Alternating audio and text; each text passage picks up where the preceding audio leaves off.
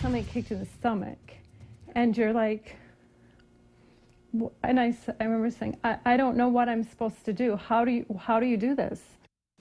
As the Fergus Falls family prepares to bury their loved one, they are remembering him and thanking the community for their support during this tragedy.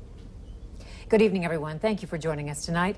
19-year-old David Grotberg was killed in a hit-and-run in Waco, Texas. He was riding bike and the driver did not stop. Grotberg's parents and 5 siblings sat down with Valley News Team's Ashley Bishop and spoke about what is getting them through the loss of their brother and son.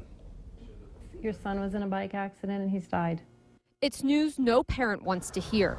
Police tell the Grotberg family the driver was speeding when their son was killed. Fortunately, it looks like he just totally took him out. Yeah. Because the bike was completely folded. Clark and Diane Grotberg say their son David was a sophomore in the honors program at Baylor University. He participated in marching band along with numerous other activities. Back here in Fergus Falls, he was very involved and helped start the Central Lake robotics team. He was always in a good mood, like always in a good mood, and kind of just brought this cheery attitude along with him and really lived every day to the fullest. The family traveled to Texas for David's memorial and have met hundreds of people, all impacted by their son. They say this experience has opened their eyes. It's been interesting to see the ripple effect that David's life has helped. How many people it's touched and across the country right now. The Grotbergs say David had a strong belief in faith, and that is what is helping them get through this difficult time. He said, Dad, if you're going to do it, you got to do it for God, and you got to do it best. You got to do it to your fullest.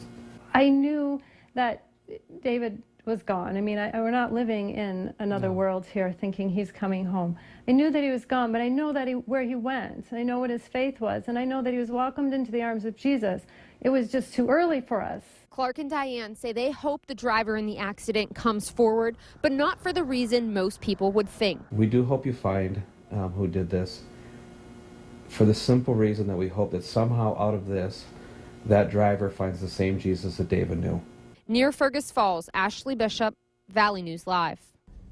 David's funeral is in Fergus Falls tomorrow at 1 in the afternoon. The family says David will be honored in Fargo this weekend at NDSU during the Bison Best Robotics competition. This past weekend, Baylor University in Texas honored David at the football game, and other marching bands across the country have done so as well.